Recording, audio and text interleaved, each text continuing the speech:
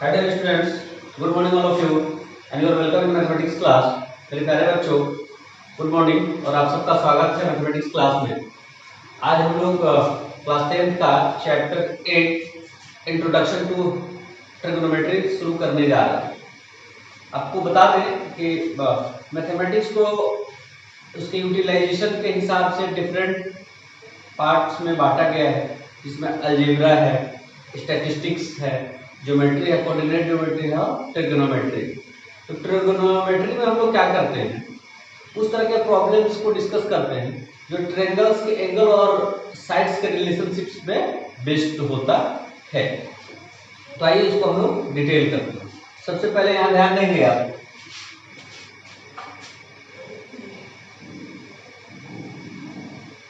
Trigonometry आप देख पा रहे हैं कि ट्रिगोनोमेट्री यहाँ पे लिखा हुआ है। यह 3 डिफरेंट छोटे छोटे वर्ड्स को जब हम लोग क्या करते हैं, कलेक्ट किए, एकत्रित किए, तब जाकर के ट्रिगोनोमेट्री बना। और 3 वर्ड्स कौन कौन है ये ध्यान देते हैं। सबसे पहला ट्राई, दूसरा गॉन, तीसरा मेट्रॉन। ट्राई का मतलब 3, गॉन का मतलब साइड्स और मेट्रॉन का मतलब हो गया मेजरमेंट। क्या हो गया? मेजरमेंट हो गया। तो यहाँ हम लोग देख पा रहे हैं कि यह ब्रांच ऑफ मैथमेटिक्स है। इसमें जनरली 3 साइड्स से रिलेटेड जो मेजरमेंट होता है, उससे रिलेटेड जो क्वेश्चन होता है, उसको हम लोग इसमें डिस्कस करते हैं। और अब हम सब जानते हैं कि जैसा हम लोग पॉलीगॉन्स हम लोगों ने पढ़ा है, उसमें 3 साइड्स किसमें होता है? ट्रायंगल में। तो इसी तो ऑब्वियसली यह क्लियर है कि ट्रिगोनोमेट्री में हम लोग ट्रायंगल से रिलेटेड जो प्रॉब्लम्स होता है उसको पढ़ते हैं। उसमें थोड़ा सा और आगे आते हैं। ट्रायंगल्स ही नहीं, ट्रायंगल्स के जो पार्ट्स होते हैं आपको पता है, मैंने बताया है, ट्रायंगल्स में 6 पार्ट होते हैं। There is 3 sides and there is 3 angles. और साइड्स और एंगल्स से रिलेटेड जो प्रॉब्लम्स होगा उसी को हम लोग क्या कहते हैं, ट्रिगोनोमेट्री में डिस्कस करेंगे। तो यहाँ देखेंगे ट्रिगोनोमेट्री जो है 3 वर्ड से जब हम लोग कलेक्ट किए हैं, एकत्रित किए हैं, तो जाकर के बना है 3 साइड्स मेजरमेंट, यानी कि ट्राई, गॉन, मेट्रॉन। ट्राई का मतलब 3 हो गया, गॉन का मतलब साइड हो गया, मेट्रॉन का मतलब मेजरमेंट हो गया। कि यह उस तरह के फिगर्स से रिलेटेड प्रॉब्लम्स को हम लोग डिस्कस करते हैं जो 3 साइड से घिरा हुआ होता है। और 3 साइड से जो घिरा हुआ होता है वह क्या होता है? ट्रायंगल होता है, आपको पता ही है। तो इसमें फिर से क्लियर हम कर दे रहे हैं, इस एक्सरसाइज में, इस पार्ट ऑफ मैथमेटिक्स में हम लोग उस प्रॉब्लम्स को डिस्कस करेंगे जो ट्रायंगल्स के पार्ट्स, दैट इज साइड्स और उसके एंगल से रिलेटेड प्रॉब्लम्स होंगे। तो आइए, तो इतना हो गया। हम लोग जानते हैं कि ट्रिगोनोमेट्री है क्या। ट्रिगोनोमेट्री है क्या? तो it is the branch of mathematics in which we study about problems based on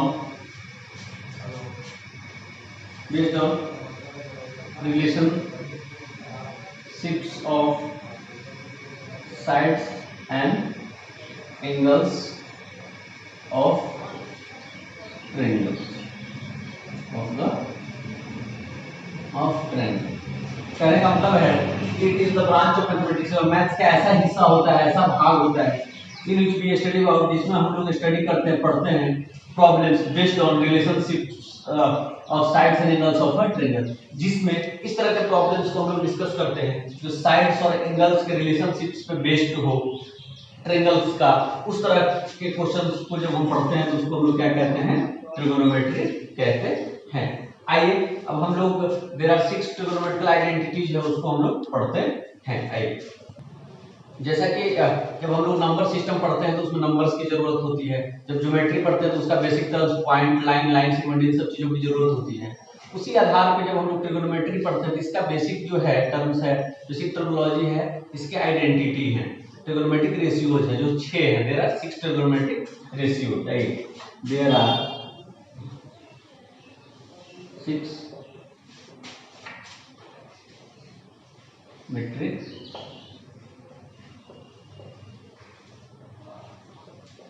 पहला है साइन, इसको शॉर्ट में हम लोग साइन एब्रिविएट करते हैं। दूसरा है कोसाइन, इसको शॉर्ट में हम लोग कॉस एब्रिविएट करते हैं। तीसरा है टेंजेंट, तो शॉर्ट में हम लोग टेन एब्रिविएट करते हैं। चौथा है कोसेकेंड, इसको शॉर्ट में हम लोग कोसेक एब्रिविएट करते हैं। पांचवा है सेकेंड, इसको हम लोग शॉर्ट में सेक एब्रिविएट करते हैं।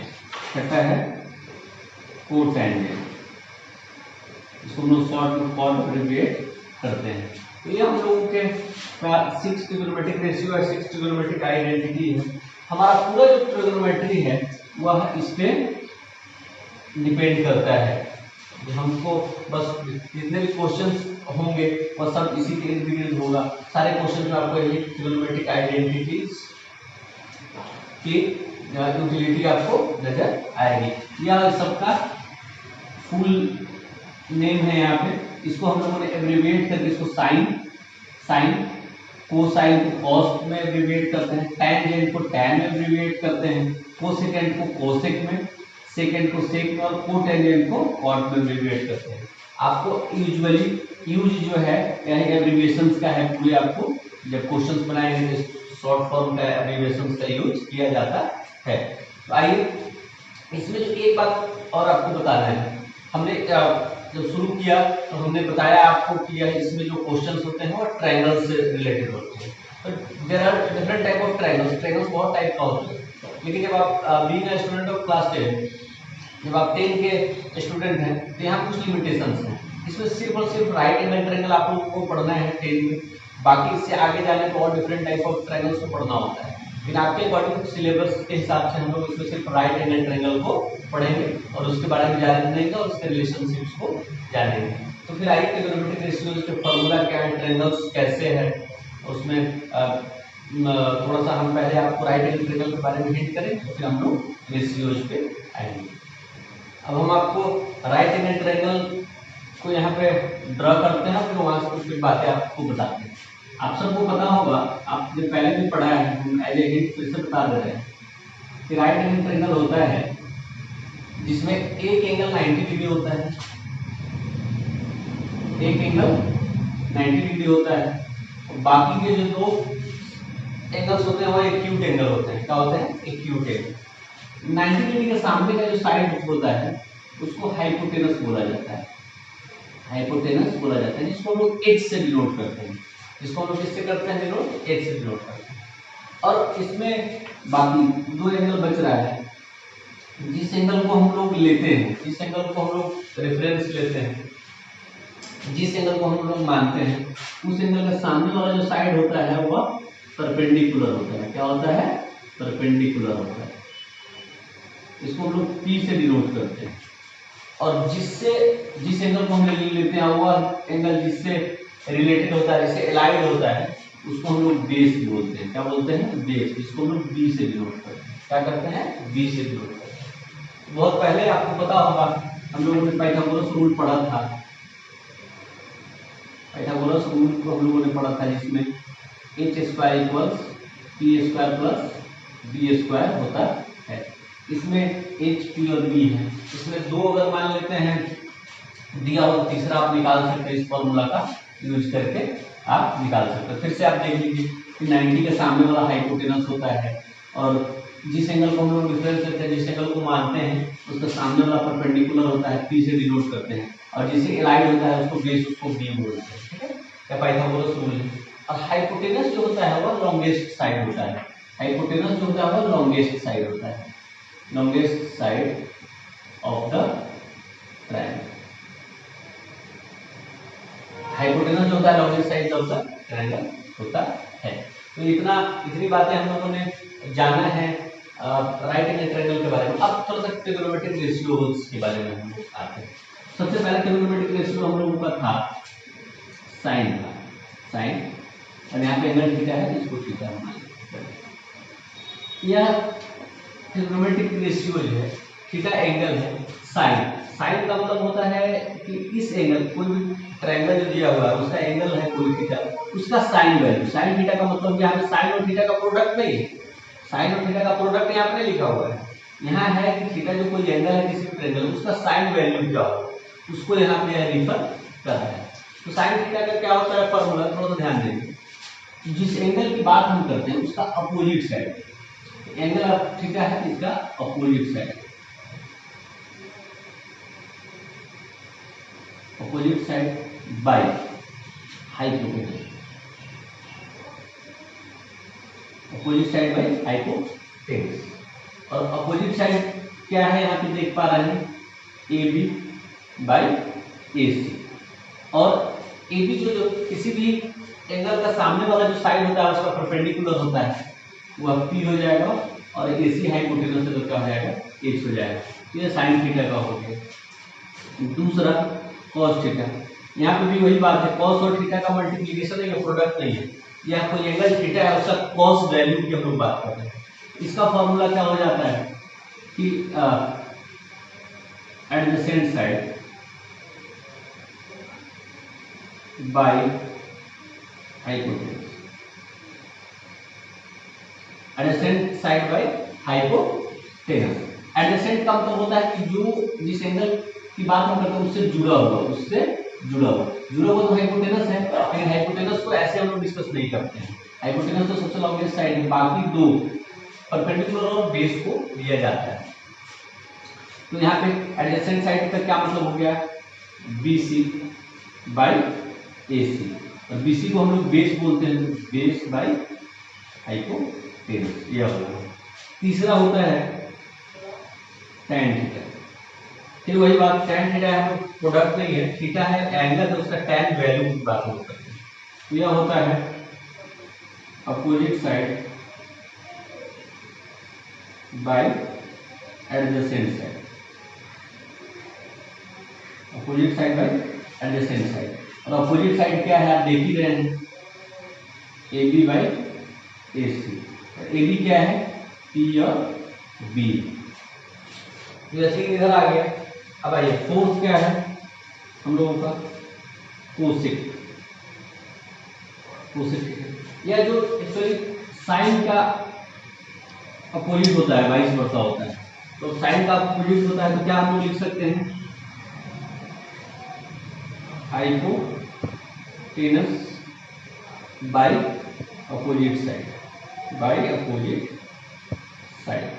तो क्या हो जाएगा यहाँ पे हम लोगों का, AC बाई AB, जिसको जब हम लोग चेंज करेंगे तो क्या आ जाएगा, H बाई P आ जाएगा।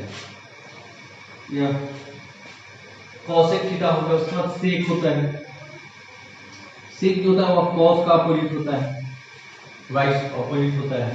तो हम लोग इसको क्या लिख सकते हैं, hypotenuse, hypotenuse by adjacent side. इसको हम लोग क्या कर सकते हैं, AC बाई BC। इसको जब हम लोग चेंज करेंगे तो क्या हो जाएगा, H बाई B हो जाएगा। क्या हो जाएगा, H बाई B हो जाएगा। इसको थोड़ा सा यहाँ पे समझने की जरूरत है। यह हो गया, यानी कि परपेंडिकुलर बाई हाइपोटेनस कह सकते हैं, इसको हम लोग बेस बाई हाइपोटेनस कह सकते हैं, इसको हम लोग परपेंडिकुलर बाई बेस कह सकते हैं, इसको हम लोग हाइपोटेनस बाई परपेंडिकुलर कह सकते हैं, और इसको हाइपोटेनस बाई बेस कह सकते हैं। तो फिफ्थ हो गया। छठा है हम लोगों का कॉट। कॉट जो होता है वह tan का अपोजिट होता है। तो tan हम लोगों का क्या है, opposite side by adjacent side. तो उल्टा कर दीजिए इसको, adjacent side by opposite side, adjacent side by opposite side हो गया। तो एडजेसेंट साइड क्या है देखिए, तो ठीक है, एडजेसेंट का मतलब लगा हुआ BC, और अपोजिट साइड क्या है, BC क्या है हम लोगों का, B बाई P हो गया। तो यह कॉट का हम लोगों का हो गया। एक बात तो मुझे यहाँ पे बतानी है, आपको ध्यान से थोड़ा सा समझना है कि जो कि इंपॉर्टेंट बात आपको बताना है, ध्यान से लीजिएगा। The side opposite to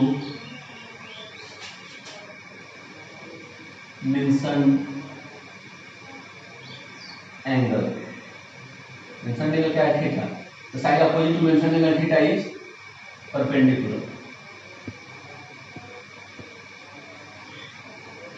and the side allied